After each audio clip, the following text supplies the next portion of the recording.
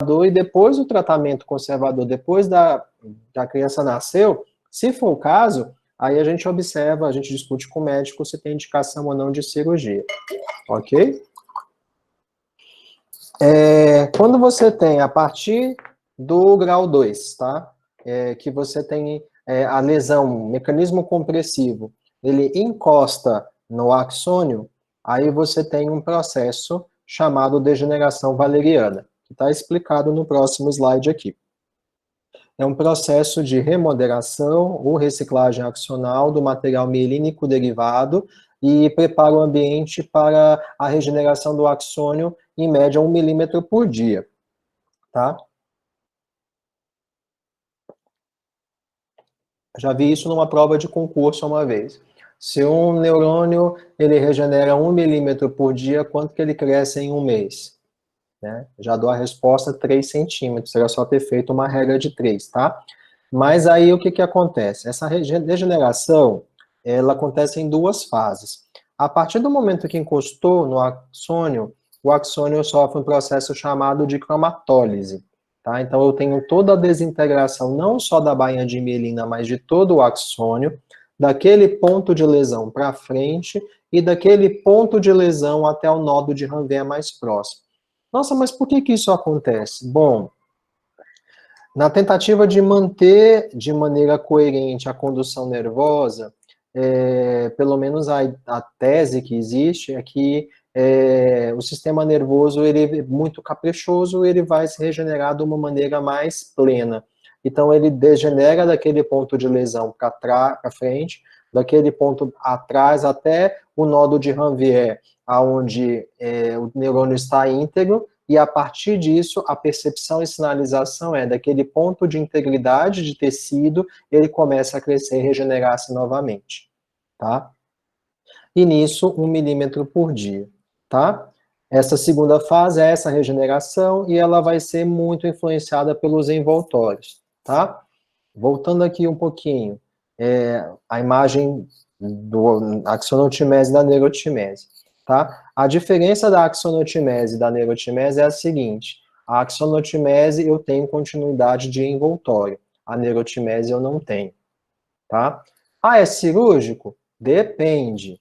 A neuropraxia, geralmente, ela não é cirúrgica. Né?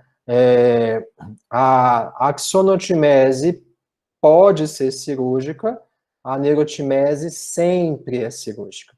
Tá? Ah, mas o que vai determinar? Bom, vai determinar, deixa eu passar para essa imagem aqui, o local da lesão e o ponto de inervação, tá? O que acontece? Vou pegar como exemplo o nervo radial, que é o nervo extensor, tá, gente? Se você tem uma lesão em radial, por exemplo, em antebraço, aí é uma coisa que eu sempre tive dúvida na faculdade, e quando eu fui ver paciente, eu quebrei a cara. Eu achava que se lesionasse radial, não mexia mais nada. Só que o meu paciente, ele tinha lesão de radial e estendia cotovelo, e cotovelo, tríceps é inervado pelo radial. Só que o que acontece? A lesão dele foi em antebraço, e essa lesão foi depois do ponto de inervação do radial no tríceps, entendeu? Então, assim, você precisa estudar os mapas de trajeto de nervo. Então, o livro do Ferreira, tá essa referência aqui embaixo, ele tem uns mapas bem interessantes, você vai estudar o trajeto do nervo. Aí vale a pena a gente voltar e se debruçar na anatomia para entender por que o paciente tem lesão de radial, estende tríceps, ele faz supinação, mas ele não faz extensão de índex, por exemplo. É porque no local da lesão, o tríceps, o radial já inervou esses músculos, e daquele ponto para frente eu não tenho mais inervação, tá? Então esses mapas é interessante a gente pensar. E vamos pensar se a lesão é nesse sentido, tá? Ok? E aí, vou pegar mais baixo aqui, vou pegar bem no finalzinho aqui do meu úmero. Se eu tenho uma lesão aqui no final do meu úmero, e aí a lesão é de nervo radial, ok? Boa parte dos músculos extensores e supinadores, eles têm uma origem comum no epicôndilo lateral. Então, aqui nesse ponto de lesão, para o epicôndilo lateral, deve ter o quê? Uns 6 centímetros? Então, em tese, se a gente consegue manter esse músculo íntegro, dá-se um tempo para que esse crescimento aconteça e o prognóstico vai ser bom, tá? Então o paciente vai recuperar-se muito, muito bem. Agora, vamos pensar um outro nervo se for mediano. Tá? Mediano, ele inerva, por exemplo, aqui a região a região tenar do punho. Então, se eu tenho um corte nessa região, tá? Ele já inervou aqui flexores profundos de dedos, mas ele não inervou ainda a região aqui do músculo da região tenar. Então, desse ponto até esse ponto, a gente tem muito mais do que 20 centímetros aqui. Então, se a gente for esperar essa recuperação, mesmo que seja uma axonotimese, pode ser que esse paciente ele comece a evoluir com perda muscular e músculo que não é inervado, ele morre. Então, esse pró e esse contra tem que ser discutido e pensado muito pelo médico para propor se vai fazer ou não algum tipo de intervenção, tá? Aqui na imagem, na foto da direita, a gente tem um paciente com lesão completa e avulsão de plexo por acidente de moto, tá? Então a gente percebe uma atrofia generalizada do braço do lado direito, uma hiperativação aqui desse trapézio. Ah, mas por quê? Porque trapézio é inervado por nervo craniano, nervo acessório. E a gente tem uma atitude escoliótica também. Então, pela falta de inervação, ele acaba utilizando esse desvio, tem dor na cervical, tem dor na coluna, tá? E aqui do lado é uma foto, mas é um vídeo que não abriu, mas eu vou abrir aqui na minha listinha.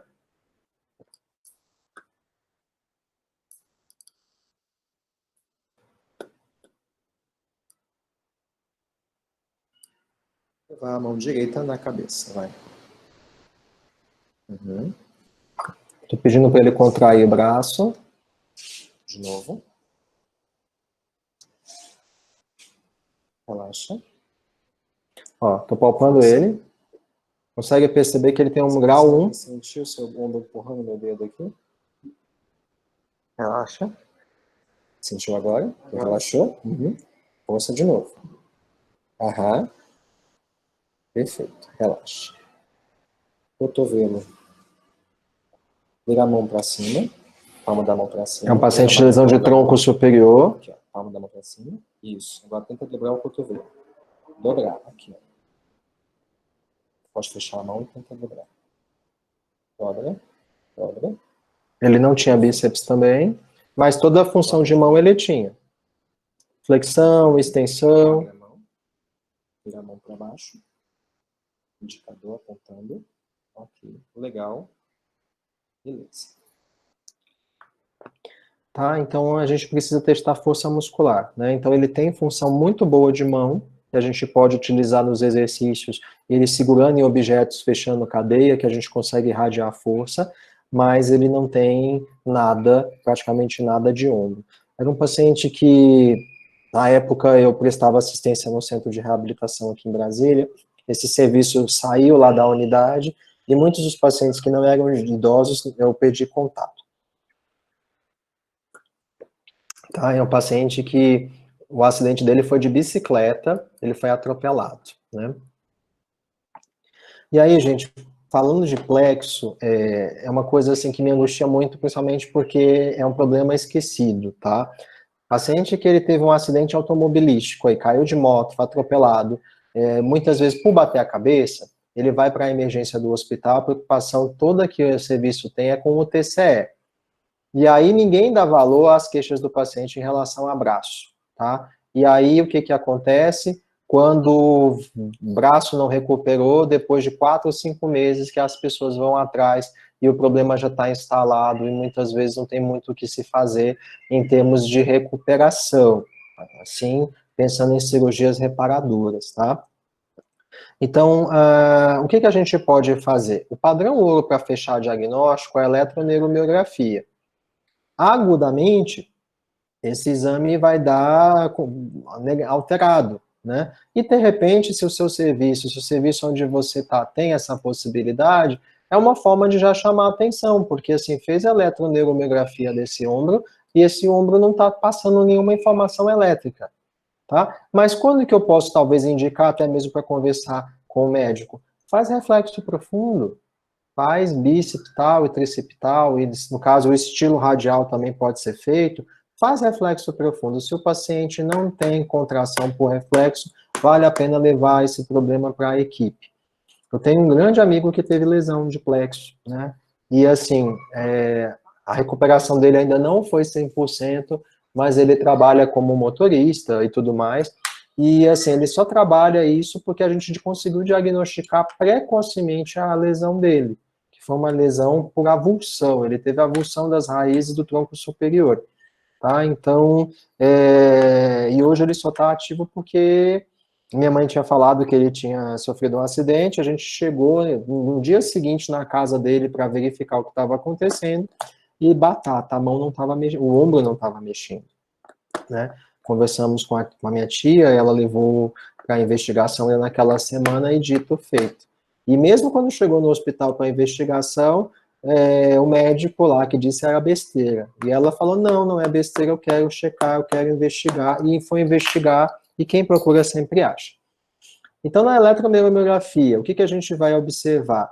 O tipo de lesão, né, informação sobre a atividade da doença ainda, o curso temporal, e o mais importante, se está ou não está ativo, tá? Para quem nunca viu o exame, ele funciona dessa forma, tá? O exame, esse aparelhinho é um eletrodo que parece muito plug de tomada, uma das pontas é a ponta ativa, a outra a ponta receptiva, onde vai estimular e vai coletar informações, e a partir desse momento a gente tem uma resposta da condução nervosa, tá? Pode ser feito também a captura por agulha, que aí pede movimentação involuntária. É um exame que incomoda um pouco, mas a sensação que a gente tem é como se fosse um fez, tá? Então, quem já sentiu um fez na pele, sabe que não é nenhum bicho de 7 cabeças. Para as doenças neuromusculares também é muito utilizado, muitas vezes antes mesmo de pedir as biópsias, tá? Que aí já é procedimento mais invasivo. Tratamentos cirúrgicos pode ser neurólise com limpeza, sutura direta sempre que possível, é interessante. Tem suspeita, cortou, machucou, a sutura direta, o médico ele consegue fazer essa junção dessas pontas, e o mais importante, gente, pós-operatório, manter tecido encurtado, tá? Então, se é lesão de músculo, de tendão ou de nervo flexor, imobilização encurtada. Por quanto tempo, professor? 3, 4, 5 semanas. 3 semanas é a média que o osso tem para reparo, tecido, tendão e nervo, por serem mais de características hipovasculares, em torno de 6 semanas. E não adianta, na dúvida, tirar a imobilização. Não, a gente tem que brigar com o paciente, a gente tem que insistir com o paciente, tem que manter, sim, encurtado, e muitas vezes a gente vai orientar até mesmo a higienização, mantendo sempre encurtamento, tá? Porque se estirar antes da hora, pode perder lesão, tá bom?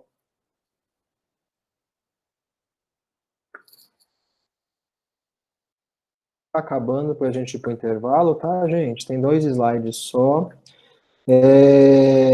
Pensando ainda em mão, isso aqui foi uma paciente, ela era de uma aluna minha, tia de uma aluna minha, que ela foi para a aula, ela tinha tido uma fratura, e aí fazendo no acompanhamento na ortopedia, só que a paciente não melhorava. E aí a gente foi orientar e pediu para ela procurar um cirurgião de mão, batata, lesão nervosa. Isso. Abaixa de novo o braço, dobra o cotovelo. Ok. Relaxa, abaixa de novo. Com os dedos relaxados, não fecha a mão. Dobra o cotovelo. Aham. Beleza. Aqui, esse movimento. Vai, vai, vai. Beleza, de novo. Aham. Vai de novo. Perfeito. Mais 3 vezes. 3 vezes. Vai. Uma. Aham. Beleza. A mão aqui de novo para mim. Abriu o dedo, fechou o dedo. Ok. Faz a mão para cima. Uhum. Ok. Que restrição de ADM, tá? Então, ela tinha restrição de ADM, final da prona da supina foi uma fratura de rádio, tá? Que ela acabou culminando também com lesão do ulnar aqui embaixo, né? Então, ela não conseguia fazer o movimento, tinha uma dificuldade em garra, uma cicatriz muito aderida. Então, assim, até ela ir com o cirurgião, a gente orientou pelo menos mexer nessa cicatriz, e foi divisão de águas para ela, tá? E aqui embaixo, pensando, essa paciente foi muito interessante, eu recebi ela de um médico que trabalhava com a gente na unidade, que não era especialista, era um clínico geral, e ela veio com encaminhamento de quedas, né? Quedas, mas não tinha nenhum teste, nem nada. E aí eu pedi para ela andar, filmei e fui mostrar para ele e discutir o caso.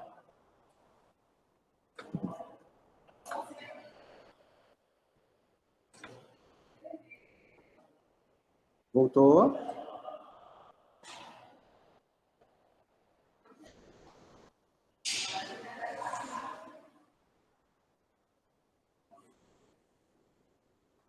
Vai de novo, mais uma vez.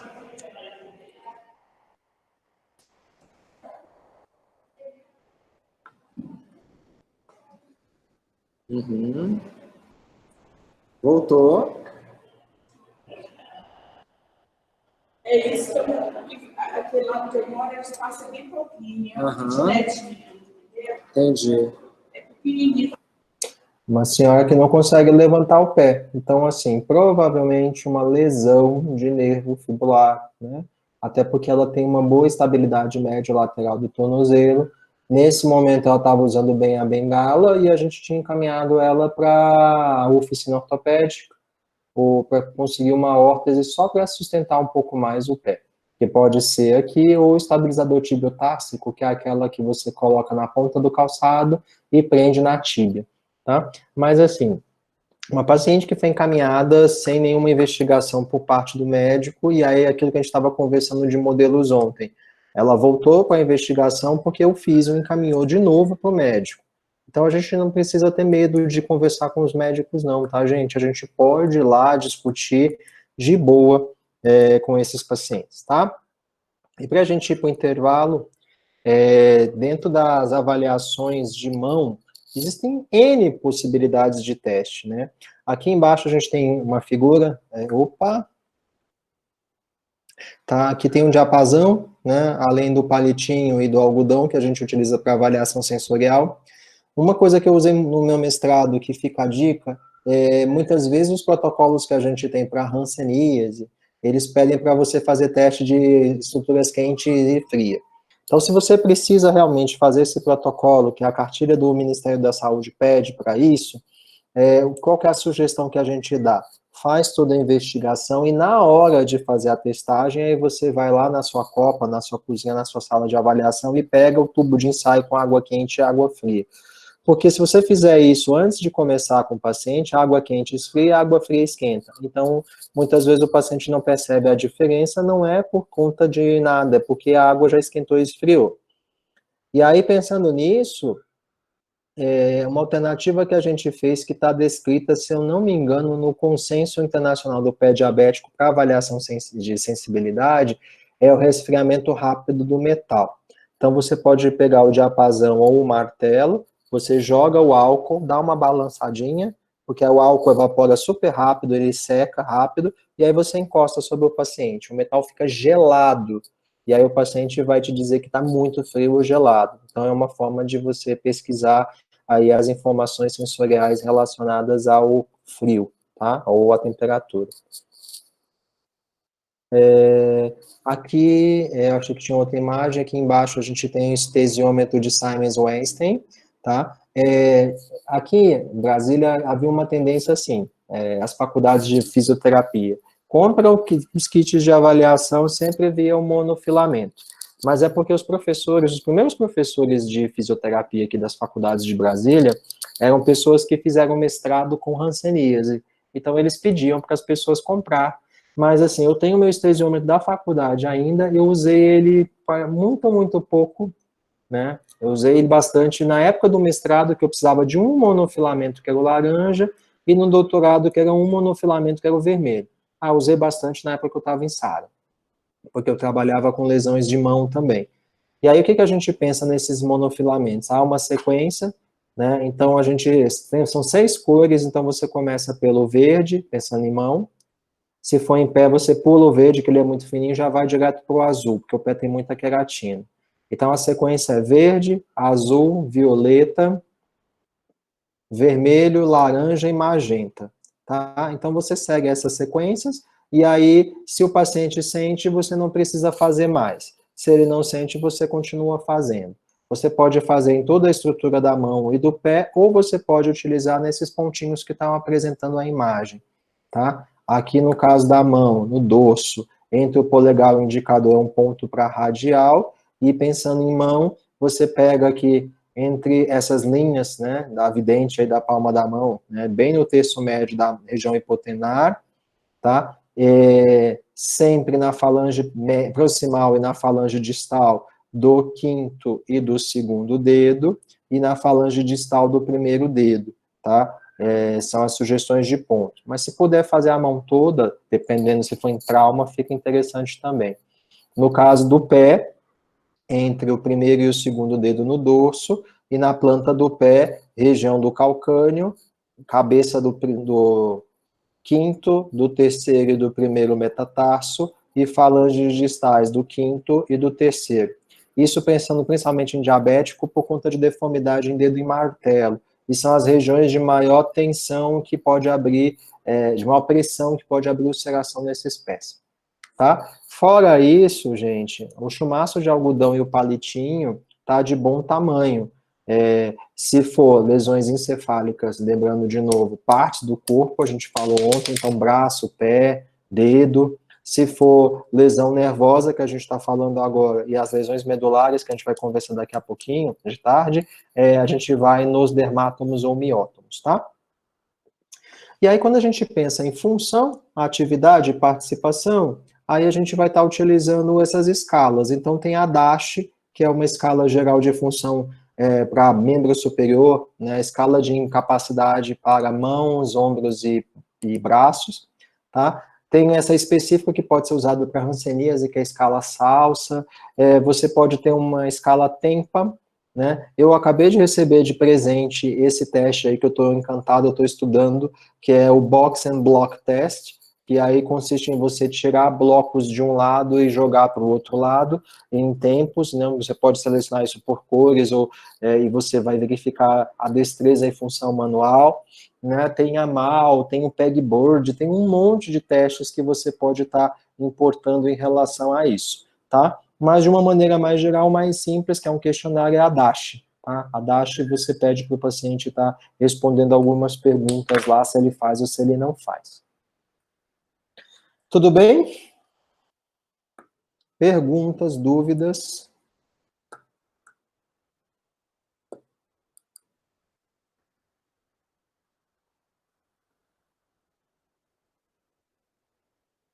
Tranquilo? Quem está com fome, vamos almoçar? Aí eu vou encerrar a transmissão agora, tá certo? E aí a gente vai para o almoço, são 12:30. Então a gente volta pontualmente às 14 horas, pode ser? 14 horas eu encontro vocês aqui na sala, tá bom?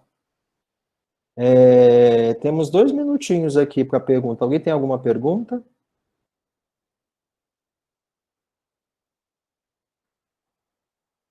O pessoal deve estar com fome, né? A gente volta, então, às 2 horas, tá certo, gente? Até lá.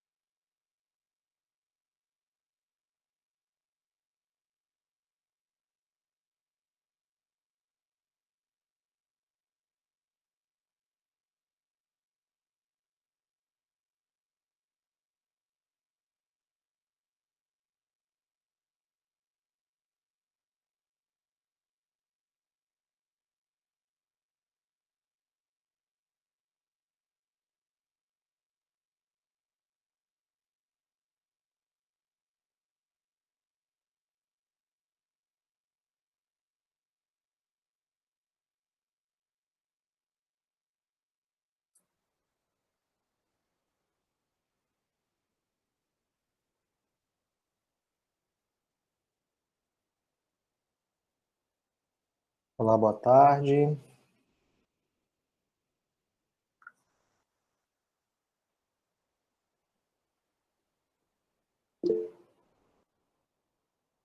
Vamos dar seguimento aí, nossa reta final de módulo. Tá? A gente vai discutir as duas síndromes remanescentes que faltam, né? Síndrome medular e as síndromes extrapiramidais. E a gente também vai falar um pouquinho de cognição, tá bom?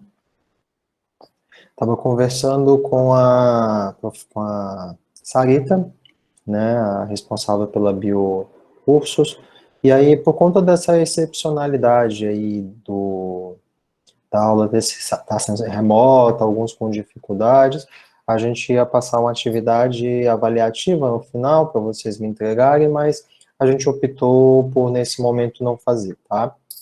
Então, vocês vão ser avaliados basicamente por meio da presença, tá bom? E aí, eu só preciso da confirmação de alguns nomes que não estavam presentes ontem e hoje de manhã, então eu gostaria que, se estão presentes aí, coloquem, por favor, na lateral, tá? Então, eu não vi ainda de Cleuce Nunes dos Santos, por favor, dá um sinal de vida aí para mim. Kermela Ariane Rocha Correia, Maiara Silvana Salgado Batista, hoje não apareceu a Paula Graciane Almeida dos Santos, o Helena Lisboa de Jesus, Valcilene Moraes de Matos, tá? Então, essas pessoas eu preciso que se manifestem ao longo da tarde, tá bom?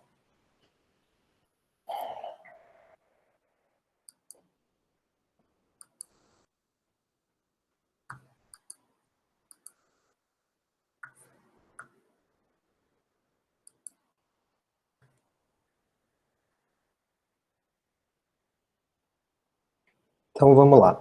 Síndromes medulares, tá? Então, a gente tinha conversado mais cedo, as síndromes medulares são uma miscelânea de sintomas de motoneurônio superior e de motoneurônio inferior. Então, associado, pode acontecer comprometimentos ao mesmo tempo, sincronicamente, né, de partes do corpo, sinais de sintomas de membro de motoneurônio superior, e outra, em outro momento, de motoneurônio inferior,